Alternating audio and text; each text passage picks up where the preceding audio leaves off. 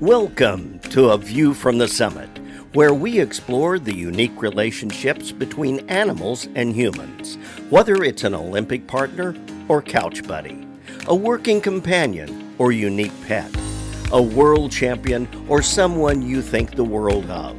Join us for a look at animals in our lives. Brought to you by Summit Animal Health. Hello, ladies and gentlemen, and welcome again to another episode of View from the Summit. And we have today, I don't know, she's kind of bigger than life. She's barely in her 30s, and she's had a movie made about her. She's a national motivational speaker, has motivated people.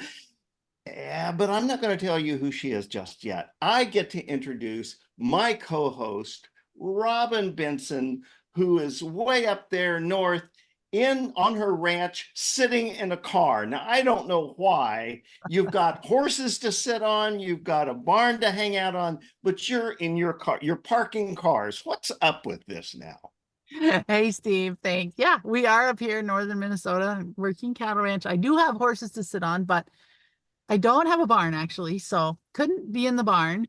But we have some people working in the house, and it was going to be loud, so I just came to the car. It's good lighting, it's nice and sunny, and I am super excited for today. We love the fact that so many people coming on this show have their own unique connection with animals and sharing their stories and bringing you their heart and how the animals have played a critical role in changing, shaping, building their lives is truly a joy every week. So today I can't wait to hear from Amberley. And Steve, I'm going to let you tell everyone a little more about Amberley, but we're so excited you're here. Well, Thank you. today our guest is Amberley Snyder. She is, I would say, national, maybe internationally known motivational speaker. She's a professional barrel racer, and she's had a biopic made of her life by Netflix. So welcome, Amberley. Thank you. I'm excited to get to come visit. All that in your young life. How in the world did you accomplish all that? Oh, it does seem crazy when you start to just say it all in the same paragraph. You're like, oh wow, yeah, we have done quite a bit. Because I don't know. Sometimes I don't feel like I'm 33 years old. Sometimes I feel like I've only been here for a second. So yeah, it is kind of crazy how my life has unfolded. Okay, so I know you are just have a bad horse problem. That's there ought to be a 3-step, program or a 12-step. But anyway, you've got a horse And we're problem. not recovering from it. Okay. No.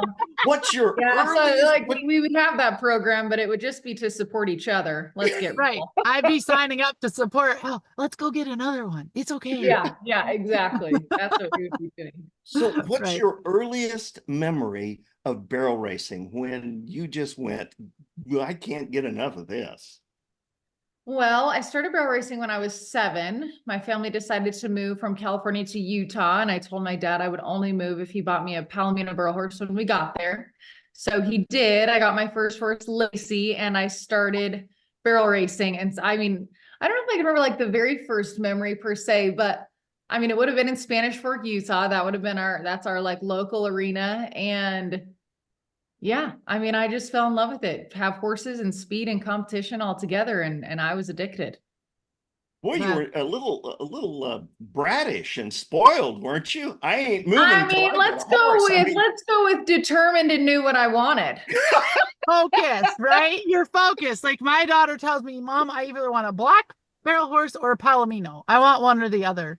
And I'm like, hey, well, we don't really buy from color all the time. We need like the horse to do what we want it to do. But I love that. Like I can feel you there, right? Like I was not barrel racing when I was your age. I was riding English, but my daughter is all there too. But I want to jump back just a second because for all you people listening, watching, who love barrel racing, who might not know Amberley or who love horses, but share just a little bit about yourself so people know if they're not familiar with your story. Just briefly give us an introduction about you and who you are. Well, so if I was to put my story in a nutshell, I would say I was lucky enough to start riding horses when I was 3, competing in rodeo when I was 7. I was going through the rodeo ranks kind of, but just the normal kid thing, junior rodeo days, high school rodeo.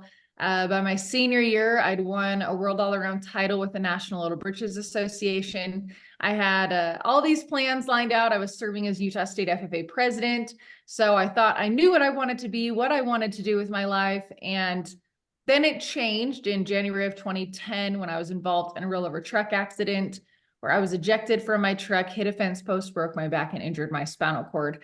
So, I mean, realistically, life started over on what I could do. It took me 4 months to get back on a horse. I have a seatbelt on my saddle. That's what holds me in. It took me 18 months to get back to competing. And now I'm the only paralyzed professional barrel racer in the United States. So that's, I would say, my story in a very quick nutshell. And you What sum it was- all up like it's woof.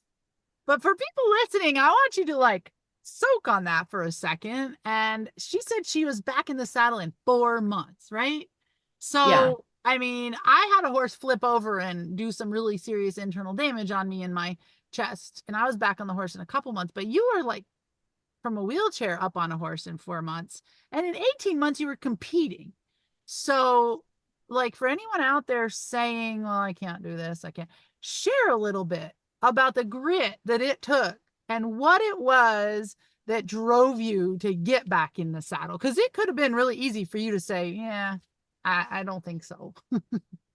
Well, and yeah, I mean, there was definitely no shortcut, and it wasn't easy. It was definitely trial and error. And there was moments that I was super frustrated and actually really rather sad or mad about certain things because it wasn't going the way that I planned. I thought getting back on would be perfect and everything would work the way that I wanted it to when I was back on a horse. But of course it couldn't. I now didn't have the balance and I didn't have the ability to use my legs. And so we had to go through the process of seatbelt on my saddle and the straps on my legs, my feet rubber banded in. I mean, we had to go through all of these things in order for me to get back on that horse. And gosh, yeah, what a process. I mean, I think there were days that I would get off my horse and I'd be like, I'm not doing it anymore. This is just not it. This is not what I planned on. This isn't what I want to be, because if it's not the same, I don't want to do it. And I took a 9-month break actually without my horses that I think I was able to reevaluate the concept of, okay, even if it's not the same, the love for it hasn't changed. And so, I mean, I think it's, 18 months to get back into competing, but I'm like 9 months of those, I was trying to just figure out my life in a chair. So I always wish that number was smaller, but it's not. That is what it is. And it was because I really had to figure out, okay, how can I handle my life like this? And then I can move forward with my horses. But what a great lesson, right? Because in life, how many of us in a wheelchair or not say, man, I wish I could shortcut this. I wish this was smaller. I wish this was easier. I wish I could just get there because I'm sick of it right here. Or this isn't working the way I want. I want it to be like that. But it's an amazing lesson that you took that time and reevaluated. And what were some of the things that helped you get through that 9 months where you took horses had been part of your life and your dream forever, right? So in that 9 months you took away from horses, what were some of the things that you did or helped you do? Were there other animals involved, or how did you shift your mindset? Well, I went to college. I decided I was going to go to school. So I went to school and I tried to keep myself busy doing, I don't know, what normal kids would do that are not horse kids. So hung out with friends, or I learned to cook. I tried to learn to play the guitar. Still, I'm not good at that. I tried to do just like normal life, and it just wasn't what I loved. It wasn't, I was happy. I wouldn't say that I was like miserable that whole time, but I missed my horses every day. How scary was it the first time after the accident that you competed? That has to be, I mean, man, that has to be frightening. I wasn't even scared, actually. Yeah, the first time that I competed, I mean, I just went out there with the expectation, like I was ready to go out there and do the best that I could. I was ready to win, truly. And so now my mom probably made herself completely sick. I think she probably still does. But for me, I felt confident that we were where, I was held in my saddle. I wasn't going to move there. I was confident my horse was going to take care of me. And and we just sent it. That's awesome. amazing. Now, you said your horse was going to take care of you. So this is a program about the relationship that people have with their animals.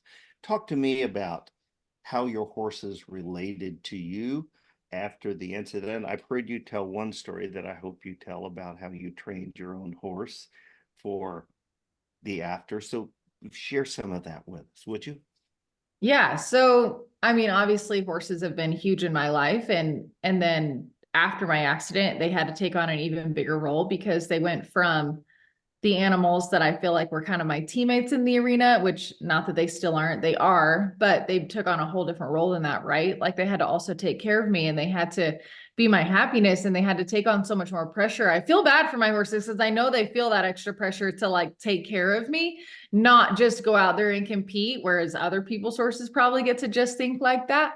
My horses definitely know there's a little more responsibility that they're supposed to take care of me while I'm out there. And yeah, I mean, the relationship had to change. Power is the horse the only one I have left that knows me before and after. So he's the one that I had a little bit of a training. I mean, I don't know what we want to call it, like a little bit of a God thing that I had retrained him for myself before my accident. And Legacy is the one that I ride now. And so me and him had to learn how to redo this life together. You know, I didn't know how I was going to train a new horse, and he didn't know any different than me in a wheelchair. There was no before and after. So, you know, me and him had to go through a lot of trial and error. But yeah, I can tell the story about Power. We could do that. Well, Yeah, tell the that story about how about a year beforehand you took him to a special seminar before the accident, right? Go ahead, tell that story Yeah, because I so think in it is a God thing. It is. the fall before my accident, so in 2009 in the fall, I went to a clinic. Shirley Ankrum was the clinician, and she was telling us the importance of being able to communicate with our horses through our hands. And I told her, you know, I couldn't do all the drills she wanted me to do. I could do them with my feet, but I couldn't do them with my hands. And I said, my horse doesn't do that, you know. And she said, well, whose fault is that? Huh. Okay, I guess that's mine. You know, that's my responsibility to train my horse to communicate that way. So I retrained him in the fall of 2009, not knowing that I was retraining him for myself. So when I wrecked in January of 2010, you know, he already knew how to communicate with my hands. He just had to learn how to ignore my legs, which is exactly what he did. I got back on and was able to get on him. And he, at first, you know, he was confused. He's like, why are her legs moving? Are they trying to tell me something? What are they doing? And you just see his ears just like flipping back and forth. Like they're just like, okay, I don't know if do you want me to go? Do you want me to not go? And every movement they make, my legs are flaccid and they still move. I had very first after my accident tied my stirrups to my cinch rings, but I realized trying to take away that movement actually put too much of the movement into my back, right? Something has to move. You can't sit like a board on the back of a horse. So when I'm trying to take that movement away from my legs at all, just like moved it, I saw it wasn't going to work, right? I can't have my back be taking every hit and every movement that my horse is making. So my legs, they still swing. And if a horse takes a funny step, like they'll swing out, and I don't know, I get mad at them all the time because I'm like, okay, legs, if you're not being productive, just sit still. But they don't do that. But so so your Power, horses kind of have to your horses have to learn to ignore that, right? they do. They do. Like they know when my legs are swinging, that it doesn't mean anything. It doesn't mean go. It doesn't mean move. They're just like, oh, her legs are just swinging, which is kind of funny because when other people get on my horses and their legs work, I kind of, to explain my horses kind of like my car. You can drive my horses with your feet, but it just takes them a couple times to be like, oh, those are telling me something, right?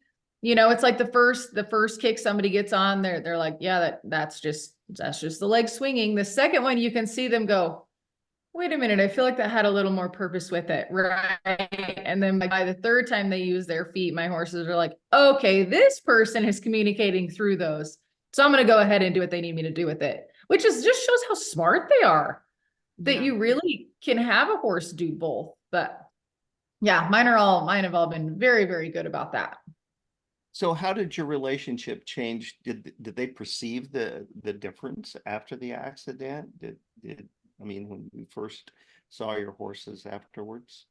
Oh, 100%. I mean, when I told people I was getting back on power, so the very first horse I got back on was my rope horse Wrangler. He was the quietest horse I had. He was definitely the most safe one I had. And he was the first one I got back on. Well, when I was ready to get back on power, which was probably my third or fourth time in the saddle, I was like, okay, I want to get on. I want to get on my barrel horse, right? Like that's what I want to do. And people were offering me their horses to not get on him because he was hot. I mean, he was off the track. He was hard to train. His attention span is the size of a goldfish. I mean, he's just kind of a different character. And I was like, no, like once again, that stubborn personality was like, no, this is the horse I'm getting on. So when we caught him out of the field and I wanted to walk him to the trailer, I mean, he's 16'3". He is not small. And he walked behind me all the way to the trailer. He put his head in my lap for me to put the bridle on him. Wow. And I didn't train him to do that prior, right? Like he was just a good boy. So yeah, did my horses know the difference? 100%. And did they step up? Yeah, absolutely. Wow, that's pretty amazing that he put his head in your lap to put the bridle Yeah. on. And he's a big guy. Like it's not like it was right there, like he had to bring it down. Yeah, Yeah. that's huge. And he was probably so happy to see you and was like, what are you doing down there? I want to help you That out is here." exactly the way he looked at me, was like, why are you in that? Like, what are you doing? Like, he never snorted, never shied away, nothing like that. But you could just tell he just like would look at it like, what are you doing? Like, that's so weird. That's pretty amazing because a lot of hot horses that have been on the track or been out and about, like they see a wheelchair rolling by and they're like, "Well," but Yeah. he knew it was you and this is where you were. That's really amazing. So when you got on him at first, was he less hot than normal? Was he? I think in a very short amount of time, yes. So it's like I first got on and he tried to have like the extra pep in his step that he normally would have had, which is where I think then it was making my legs kind of move weird. And so then, yeah, I would say the first time, about the first 20 minutes was a little bit rough because it was like, go, no, not go, why are your legs like, it just kind of felt like that. And then it was like, okay, chill out. Let's just walk. Like, because he's also one that, and I actually do better about this, my horses now, but I would say in high school, and I wasn't very good about getting on and like walking for a while. And then, it was like, get on and get to work. So my horses, no, they got in the arena, they went to work. So it's like, that's kind of his mentality. He went in the arena and then he went to just go to work. And I'm like, no. And that's where the confusion came in. But then when he settled down to the walk, we were able to gather ourselves together, have a little chat about it. Then we can get back up and get to where we wanted to be. And that's really like how it went. That's cool. That's amazing. So you've got horses in your life. How about a dog? Do you have a dog in your life? I do. I have a pretty special dog. It's hard for me to not cry when I talk about my dog because she's 16. So I've had her for a minute. I got her when I was in high school. So that dog I would even say more than Power has seen everything, right? Because obviously she can come in the house. So she sees everything. She's a mini Australian Shepherd. Her name's Ellie Mae. But that dog has been huge. I mean, the very first summer after my accident, I would stay in bed as long as I could because I thought it was just less of the day that I had to handle. And she would come and jump on my chair and look at my hands or tell me, I had to get out of bed. And she knew that was her job. That was her job, was to get me out of bed and make me do something. And she won't do that anymore. You would not be, well, she can't jump this high anymore, but you would not be able to convince her to get into my chair after that first summer. That was literally the only time that she would jump in there. And it was by herself. And nobody told her, or nobody coached her or trained her. No. That was her responsibility. Yes, it totally was, which is just so crazy because I wouldn't even say before that was something we did, it was just like, she just knew, okay, this is where I've got to be because I need to tell my mom to get out of bed. That's amazing. How do they do that? You know what? They're so smart. Intuitive. We should even say that. They're just intuitive. sense it, right? They sense all those things. So any other animals around there that you Can you Oh, talk we've about? had cats, but I mean, probably none of note as far as they've all. I've had a few come and go through the house. Um, They don't the one care. I have now, I can't even touch. His name is Mickey, but he's friends with my friend's dog. She has a Great Pyrenees, and they literally cuddle. They hang out all day.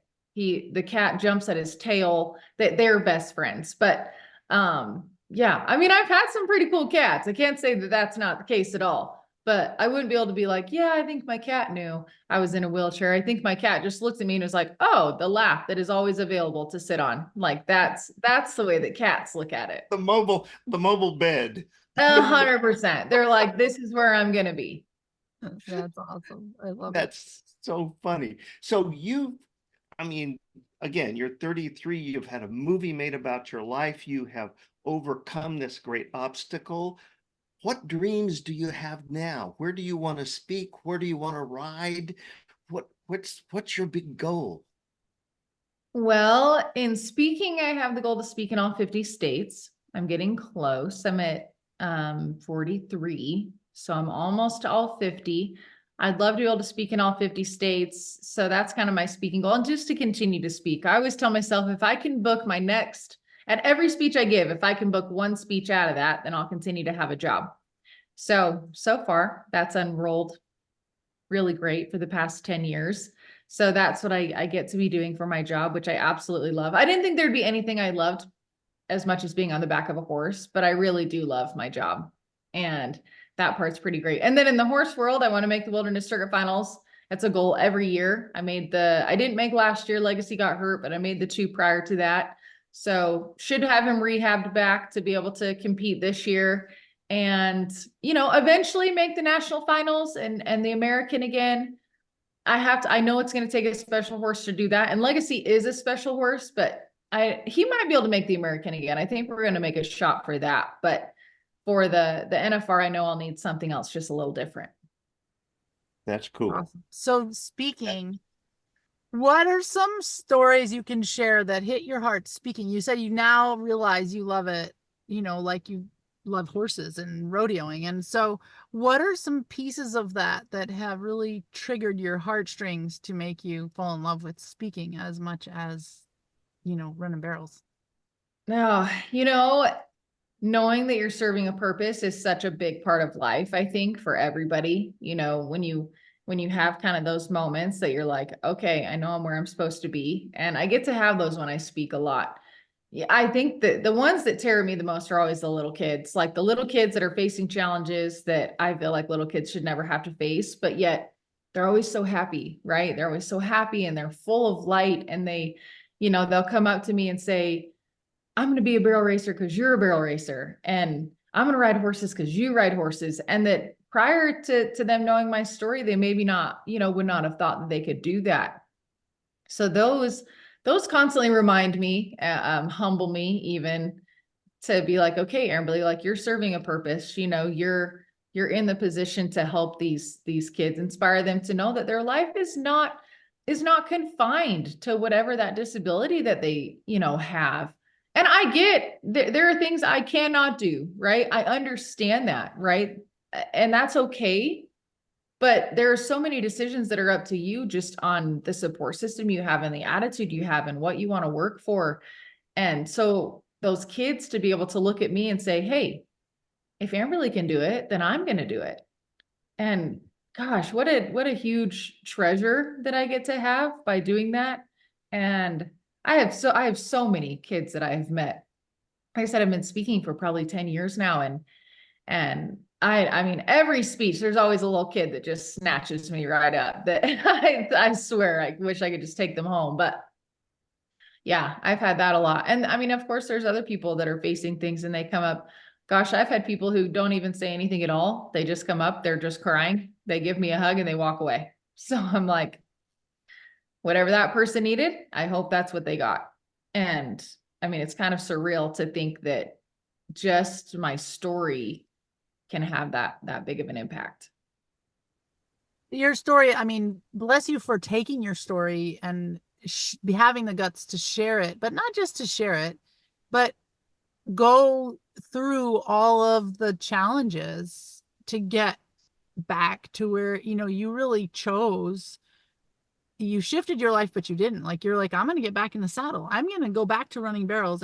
And there's a lot of people whose stories are different, and that's totally cool. But you took your story and went through all the challenges and figured out like how to get back to where your dreams were headed before in the best way you could do it now. So share with us a little bit about what, of course, there's a team that works with you, right? And like you just mentioned, you have to pick your team, you have to make your choices, but what did it take to kind of get through some of those phases to, you didn't let any of this stop you. You're like better than ever, back in your dreams, and you never probably would have been able to speak. I know as a state FFA officer, you did some speaking before, but you probably never dreamed of being an international speaker, right? Yeah, I mean that was one of those things that was a couple years after that I realized, okay, this can actually like be my job. And it was kind of unreal how it all unfolded, on how I swear God was just like, okay, finally, like she's ready. She knows this is what she wants to do. Here it is. And it just unfolded like that. I mean, it didn't change. I got my degrees. I did my undergrad in ag ed. I did my master's in school counseling. I did school still. I wanted to make sure I had those things, but yeah, you talk about the support system, and that's huge. I mean, I couldn't tell you that I did this by myself. I couldn't tell you I still can do it by myself. I take help when I ride. I have my friend that's coming today. We planned on, okay, I'm going to ride at this time today. And she comes and helps. It makes it so much faster. Like I can go out there. I've set my place up that I can go out and catch and saddle and get on. I can do it all by myself, but it's going to take 2 to 3 times as long is if I don't line somebody up to be like, all right, you help throw a saddle on, I cinch, just the whole process. And that's where I've been super lucky, because between my family, there's 6 kids in my family, my parents, all of them have taken turns at different times coming to be my help for different things. And then I have my best friend, Emmy, and my boyfriend, Kyle. And I would say like my second mom, Stacy, and between that team of humans, they have made what would have been impossible possible. And shoot, I think at this point, they all know that if I say I want to do something, it's easier to just say, okay, how can we help you? Rather than argue it in any other way. Just go along with her. I have watched that unfold in my family, that I can see on their faces that they're like, okay, but instead of being that, they're like, so what can we do? I'm like, all right, we got this. We got it figured out. This is what we're doing. That's really funny. And they do, like, they're just that great. Yeah. I love it. So you're speaking and you're writing. Share us a story. Everybody, I think, has these where something funny happened. Something didn't go. You showed up at the wrong place to give a speech or something. Tell us something. Share with us something funny that's happened. Oh man. I'm trying to think of which one there was one time that I decided I was going to do everything by myself. I was going to ride by myself. And so it was while I was in college. I'd gone to the kind of barn that they were at. I caught Legacy. I got him saddled. I had just learned how to pull myself on. So I was like, all right, I'm going to do that. Well, he wouldn't stand next to the panel for me to pull myself on. So I was like, you know what? I'm just going to, and there's a video of me being able to do this online, but I just thought, okay, I'm just going to grab the saddle horn with one side. I'm going to grab the cantle of my saddle with the other, and I'm just going to straight up pull myself up onto the saddle. Well, I'm about halfway up and Legacy steps away from my wheelchair. So now I'm like in a panic, because I'm like, okay, there is no going back now. Like that's not happening. I get on. Okay. All thing goes well. We go ride. Everything was great. I'm like, all right, Amberley, like we got this. This is excellent. Come back. I lower myself down into the chair, and horses do this, right? He thinks he's going to rub on me, which he knows better. He's not supposed to do that. Well, when he does that, he catches his rein on the handle on the back of my chair. Uh-oh. So when he realizes that he's stuck, he flew me. I flew. I went one direction, my wheelchair went another, a wheel came off. I don't even know how that happened. A wheel went one direction, the seat cushion went another direction. I'm like, and I end up sitting on the ground. And he's looking at me and I'm looking at him like, what the heck? What are we doing? Why did that just happen? And oh gosh, I have a picture. I took a picture of the whole scenario while I was sitting on the ground, and You I did? I sent it to my friend that was in college. I sent it to him and just literally wrote, "This is your fault." Like that was it. That was all I wrote. And he like calls me and he's like, "What are you doing? Why? What is your?" And I was like, "You should have just been here to help me ride." Like, and then this wouldn't have been a problem. But gosh dang, like, and that one was kind of funny the whole time. Like, I wasn't hurt, my horse wasn't hurt. It was just like a trial and error situation. So yeah, that You had one a was, flying lesson. You yeah, had a flying lesson. that one was rather entertaining. So I have been super careful since then to not let a horse even get near the handles on the back of my chair. I did have a horse one time catch one. I wasn't in the chair. I was on her back, and she just, yeah, we just walked back to the trailer and they just go to scratch. I don't know why they think they're so itchy. And she just like caught it with the rein. Same thing, caught it with the rein and flipped it. But I wasn't in it that day. So I had to try to avoid those situations for sure. Yeah, yeah, you want to avoid that Yeah, yeah. flying That's through the awesome. air. Right. So who, you've had a movie made about you. If they were going to make a sequel to that movie, what would it be about? Well, I figure when I'm either walking or made the NFR or made the American again, there'll be a sequel that can come into play. There you go. That would be excellent. Mm-hmm. That would be excellent. And who do you want to work with to make something like that happen? Do you have a dream person that you would like to collaborate with in life? Oh, I mean, I'm kind of a Swiftie, so we had originally actually reached out to Taylor Swift to see if she could play me in the first movie, and I don't remember why she couldn't, but we probably just didn't have a big enough budget or something. I don't know, because she seems like a great person, but I'm like, maybe the second time around, who knows? That would work because she's actually a horse girl and she's tall like me. And but the girl that played me in my movie, Spencer Locke, did a phenomenal job. So I mean, I wouldn't change that she was the one that did it, but I mean, I don't know. I don't know. I guess I don't really think about that. I just try to live my life, and then hopefully I do something notable enough that somebody wants to make another one. There you go. I think that's great, and That's awesome. what a what an attitude. What an Thank you. attitude. What an inspiration. So what when you're not speaking and you're not writing, what untold skills do you have that you use? I mean, what do you do? What's your hobby? What's your You know, I do love to cook. I do really love to cook, and so does my boyfriend. So I get to request meals with him. We cook a lot together, and that's always fun. I do love CrossFit. I've been able to go back to CrossFit. I actually started that during COVID life, but because I was actually home to do that. I love Disney. I love Harry Potter. So you will find me traveling to one of or both of those locations multiple times a year, and then anywhere where my family is.